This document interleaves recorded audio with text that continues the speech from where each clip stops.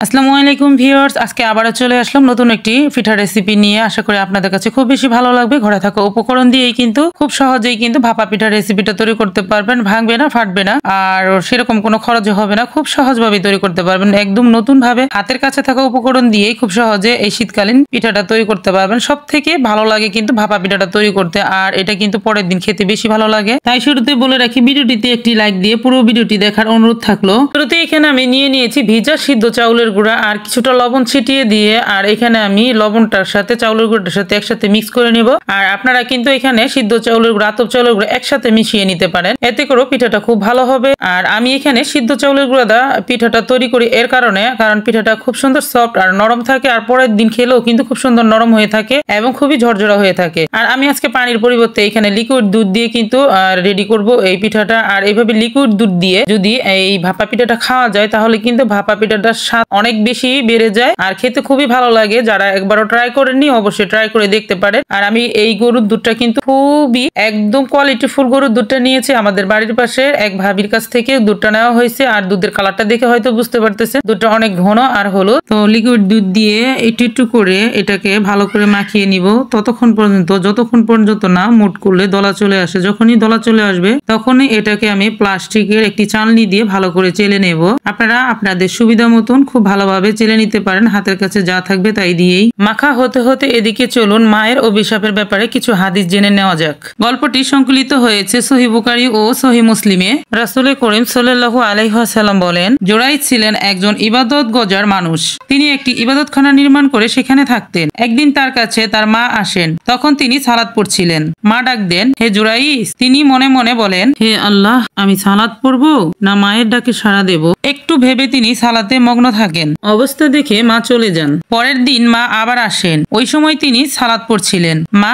ছেলেকে ডাকেন, হে জুরাইজ। তিনি মনে মনে বলেন, হে আমার রব, আমি সালাত পড়বো না মায়ের ডাকে সাড়া দেব? শেষে তিনি সালাতে মগ্ন থাকেন। তৃতীয় দিন মা পুনরায় আসেন। ওই সময়ও তিনি সালাত পড়ছিলেন। মা ডাক দেন, হে জুরাইজ। তিনি মনে মনে ভাবেন, হে আমার রব, আমি সালাত পড়বো না মায়ের ডাকে সাড়া দেব? যথারীতি তিনি সালাতেই মগ্ন থাকেন। এবার মা বলে ওঠেন, হে আল্লাহ, বেশ্যা নারীর চেহারা না দেখিয়ে তাকে মউত দিও না। ধীরে ধীরে বনু ইসরাইলের মাঝে জুরাইজ ও তার ইবাদতের খ্যাতি ছড়িয়ে পড়ে। সেখানে এক বেশ্যা নারী ছিল। সে এতটাই সুন্দরী ছিল যে তাকে দিয়ে সুন্দরের উপমা দেওয়া হতো। একদিন সে লোকদের বলে, তোমরা চাইলে আমি জুরাইজকে ফিতনায় ফেলতে পারি। বাকি অংশ পরে বলে দিচ্ছি।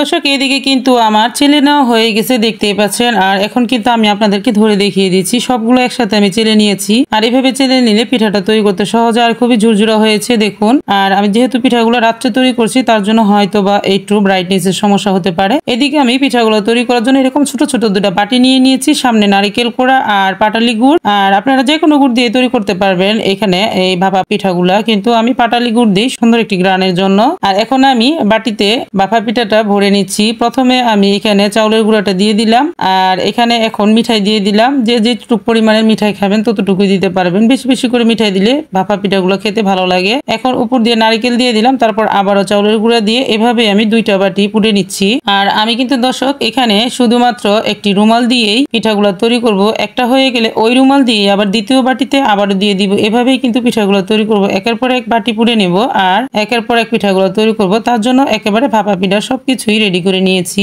আর দ্বিতীয় বাটিটাও আমি আপনাদেরকে ভরে দেখিয়ে দিলাম। ঠিক এরকম করেই কিন্তু তৈরি করব। একটা পিঠা ভাঙবেও না, আর খেতে খুবই মজাদার হবে এই পিঠাগুলা, আর তৈরি করা খুবই সহজ হয়ে যাবে। আর দর্শক, আপনারা কিন্তু এখানে রুমালের পরিবর্তে মশারির কাপড় দিয়েও কিন্তু এই পিঠাগুলা ভাপ দিতে পারবেন। আর আমি কিন্তু আজকে কলসি পিঠাগুলো তৈরি করব। আপনারা কখনো কলসি পিঠা তৈরি করছেন কিনা জানি না। তার জন্য কিন্তু আমি আগে থেকে ছোট একটি কলসে এখানে ফলের যে নেট জালগুলা থাকে ওগুলা দিয়ে বেঁধে চুলোতে ভাপ আসার জন্য দিয়ে দিয়েছি। আর আমি কিন্তু এগুলোকে কলস বলে আবার কলসিও বলি, যে যে নামে ডাকুন না কেন, কোনো সমস্যা নেই। বাটিটা পুরে নিতে নিতে হাদিসের বাকি অংশটুকু জেনে নেই। তোমরা চাইলে আমি জুরাইজকে ফিতনায় ফেলতে পারি। তারপর সে জুরাইজের কাছে গিয়ে নিজেকে পেশ করে, কিন্তু জুরাইজ তার দিকে ফিরেও তাকাননি। জুরাইজের ইবাদতখানায় একজন রাখালও থাকতো। বেশ্যা নারীটি এবার তার কাছে নিজেকে পেশ করে। সে তার সাথে বেবিচারে লিপ্ত হয়। ফলে সে গর্ভবতী হয়ে পড়ে। বাচ্চাটি ভূমিষ্ঠ হলে সে দাবি করে বসে এটি জুরাইজের ছেলে। এই কথা শুনে লোকজন জড়ো হয়ে যায়। তারা জুরাইজকে ইবাদতখানা থেকে জোর করে নামিয়ে আনে, তার ইবাদতখানা ভেঙে ফেলে, এমনকি তাকে প্রহার করতে শুরু করে। জুরাইজ আশ্চর্য হয়ে জানতে চান ব্যাপার কি। তোমরা আমার সাথে কেন এমন করছো? তারা বলে, তুমি ওই বেশ্যার সঙ্গে ব্যভিচার করেছো, সে তোমার বাচ্চা প্রসব করেছে। তিনি বলেন, বাচ্চাটি কই? লোকজন গিয়ে বাচ্চাটিকে নিয়ে আসে। জুরাইজ বলেন, আমাকে সালাত পড়তে দাও। সালাত শেষে তিনি বাচ্চাটির কাছে আসেন। হাদিসের বাকি অংশটুকু একটু পরে বলে দিচ্ছি। এদিকে আমি আপনাদেরকে যে কলসির কথা বলেছি সেই কলসিটাই তো দেখতে পাচ্ছেন, আর এখন কিন্তু ভাপ চলে আসছে। তো এখন আমি পিঠাগুলো দিয়ে দিব। আমি পিঠাগুলো কিভাবে দিয়ে দিচ্ছি আপনারা দেখলে বুঝতে পারবেন। যদি আপনাদের কাছে ভালো লাগে তাহলে এইভাবে কলসির উপরেও কিন্তু এই পিঠাগুলো তৈরি করতে পারবেন, আর এভাবে তৈরি করলে ভাপটা সরাসরি এসে পিঠাতে লেগে যায়, আর খুবই ভালো লাগে। এইভাবে পিঠাগুলো তৈরি করলে খুবই সহজ হয়ে যায়, খুব দ্রুত হয়ে যায়। তো দেখতে পাচ্ছেন ভাপ চলে আসছে।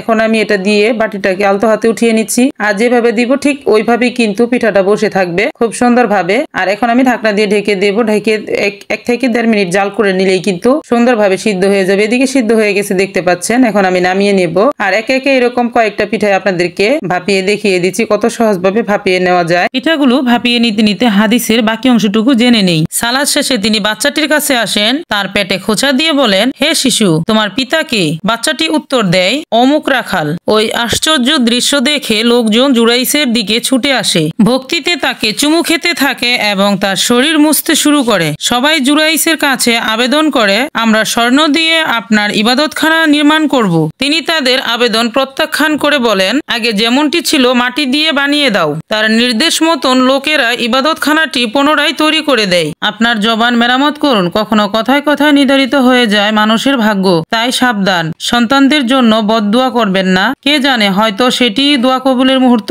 তো প্রিয় ভাই ও বোনেরা, আমরা অবশ্যই হাদিস থেকে এটাই জানতে পারলাম যে মায়ের অভিশাপ কিন্তু বুলেটের মতন গিয়ে আল্লাহর কাছে পৌঁছে যায়। অতএব আমরা আমাদের জবানকে মেরামত করব, কখনো সন্তানদেরকে আবুল তাবুল কথা বলে অভিশাপ দিয়ে ফেলবো না, এই আমাদের শিক্ষা। আপনাদের সাথে হাদিসের কথা বলতে বলতে এদিকে আমি একটা পিঠা নামিয়ে নিয়েছি, আরো পিঠা নামিয়ে নিচ্ছি। আপনাদের কাছে যদি ভালো লাগে আমার হাদিসের কথাগুলো তাহলে অবশ্যই আপনারা মানার চেষ্টা করবেন, আর অবশ্যই যদি ভালো লাগে তাহলে একটি লাইক দিয়ে কমেন্ট করে জানিয়ে দিবেন। আসলে জানেন কি, আমরা হয়তো একদিন থাকবো না, কিন্তু আমাদের এই কথাগুলো থেকে যেতে পারে, তার জন্য দিনের জন্য কিছু করার চেষ্টা। আর একের পর এক কিন্তু আমরা ভাপা পিঠাগুলো নামিয়ে নিচ্ছি, দেখতে পাচ্ছেন। এভাবে পিঠাগুলো তৈরি করলে কত সহজভাবেই তৈরি করা যায়, দেখতে পাচ্ছেন, ভেঙেও যাচ্ছে না। আর আমি কিন্তু সবকিছু গরম গরমে আপনাদেরকে এখানে দেখিয়ে দিলাম। তো ভালো লাগলে একবার হলেও কিন্তু ট্রাই করবেন। দেখতে পাচ্ছেন আমি মোট 5টা পিঠা এখানে নামিয়ে নিয়েছি, আর এই পিঠাগুলো কিন্তু আমি লাইভ ভিডিওতে সরাসরি তৈরি করেও দেখিয়েছি। অনেক ভালো হয়েছিল কিন্তু পিঠাগুলো, খেতেও খুব মজাদার। এটা কিন্তু বাসি হয়ে গেলেও খেতে খুবই সফট থাকে আর নরম থাকে, তার জন্য আমি সিদ্ধ চাউল দিয়ে সবসময় তৈরি করি। ভালো লাগলে অবশ্যই কিন্তু আপনারা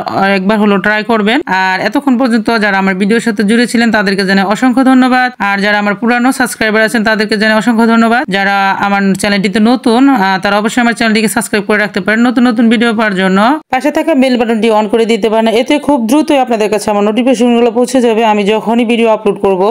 তবে আজ এই পর্যন্ত, আরো একদিন চলে আসবো নতুন কোনো পিঠার রেসিপি নিয়ে ইনশাআল্লাহ। ততক্ষণ পর্যন্ত আপনারা সকলে ভালো থাকবেন, সুস্থ থাকবেন। সকলকে জানাই অসংখ্য ধন্যবাদ। আল্লাহ হাফেজ।